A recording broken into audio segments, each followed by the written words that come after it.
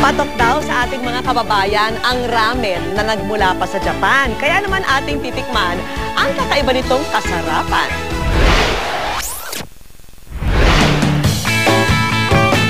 Hindi basta-basta ang paggawa ng noodles, isang pagkaing Tsino na napamahal na rin sa ating mga Pinoy. Pero ibang level daw ang pagkahumaling ng bansang Japan dito. Debate pa nga raw kung may tuturing ang usapin kung paano napakilala sa bansa ang noodles, lalo na't dating kilalang kaaway ito ng China. Di man malino kung saan ito galing ngayong tag-ulan, isa naman itong masarap at mainit na opsyon. At sa ating next food trip, hahanapin natin kung saan ito the best na matitikman. Ano ba ang tinutukoy ko? Eh di ang ramen! Ang pangalang ramen maaali raw nagmula sa lamyan, na ang ibig sabihin sa Chinese ay hand-pulled noodles. Pwede rin ito sa salitang Chinese na lomyan, na ang ibig sabihin ay to stir. Pero ano man ang kasaysayan nito, ito ang sigurado, ang patuloy na pagsikat sa mga ramen house dito sa Manila. At para samahan ako sa food trip na ito, game na game ang katulad kong half Chinese na kapuso star at ramen lover na si Ken Chan. Ken, mahilig ka ba sa garlic? Oo naman, mahilig ako sa garlic. Ikaw ba? Mahilig ka sa garlic? Oo naman, mahilig din ako. At tamang-tama yan dahil yung ramen na titikman natin ngayon is garlic based. Talaga ba? Tara na. Garlic? Tara na! Bumibida sa kanilang ramen ng itim na aromatic oil na mula sa roasted garlic. It's a very special and a very beautiful flavor with pork bombas. It's a very nice smell.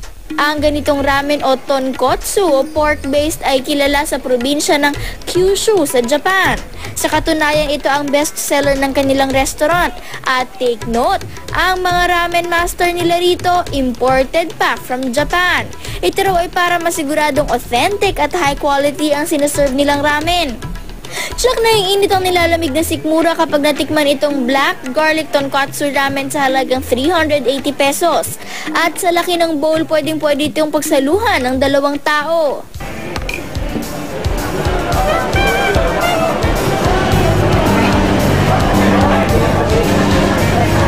Ken, anong review mo sa noodles, sa ramen na to? Yung mga ingredients na ginamit talaga nila, yung seaweeds, yung mushroom, yung broth na ginamit nila, talagang malasang-malasa.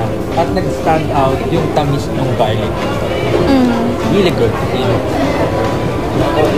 Ikaw ba? Anong masasabi? Anong comment mo? Masarap siya, medyo oily. Yun ang kinasarap niya, no? Yung oil. Medyo oily pero masarap. Tapos masarap yung ingredients din. Tapos ang ganda ng pagkaka-mix ng lasa. May anghang, may konting alat, may tamis. Nandun lahat eh. Pati yung noodles malambot. Tuloy-tuloy. Hindi ko nga mahati eh. Ako rin eh.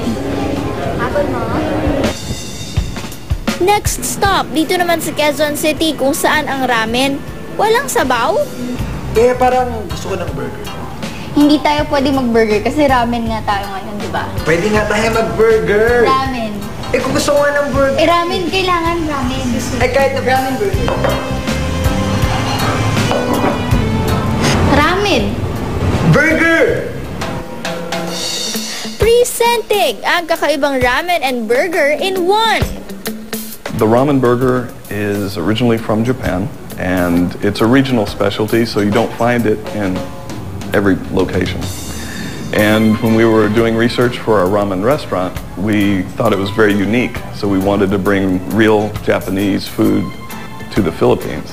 And since it's Japanese ramen made portable, it looked like it was a perfect match. Siksik ito sa mga sangkap na present din sa ramen. Pinalinamnam pa ito ng 2 uri ng sauce. Ang karamiso na gawa sa miso at may kaunting sipa ng anghang, at ang shoyu o ang dark soy sauce. Ang karne maaaring kakuni o pork belly, o di kaya ay chashu o pork asim. Ginigrill ang ramen na nakahulma sa isang metal ring para magmukhang burger patty. Binubudburan din ito ng sesame seeds. Gaya ng burger, niluluto ang magkabilang side nito. Pagkatanggal sa hulmahan, papalamanan na ito ng ramen toppings kasama na ang karne. Kung pa shoyu man o karamisu ramen burger ang inyong pipiliin, sigurado ma-enjoy nyo ang portable ramen na ito na may bibili sa halagang 180 pesos.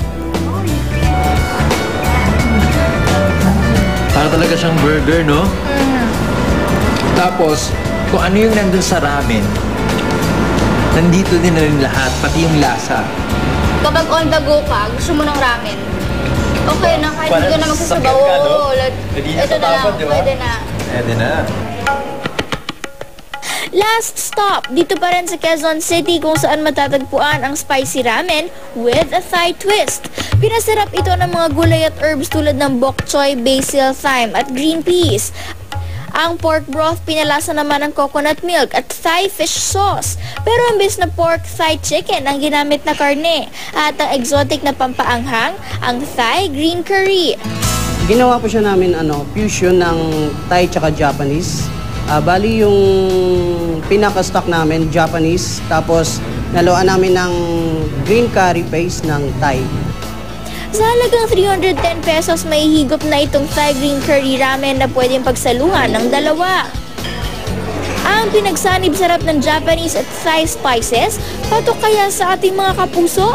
Masarap yung noodles niya, malambot siya. Tapos yung chicken, lutong-luto siya, tsaka masarap talaga. Tapos yung sabaw niya, yung curry na medyo maanghang siya, pero nag-blend siya dun sa chicken at tsaka sa noodles. Banyaga man ang pinagmula nitong ramen kung sa pasarapan, hindi ito magpapahuli sa panlasa nating mga Pinoy. Kaya subukan na dahil siguradong kagigiliwan ito, malamig man o mainit ang panahon.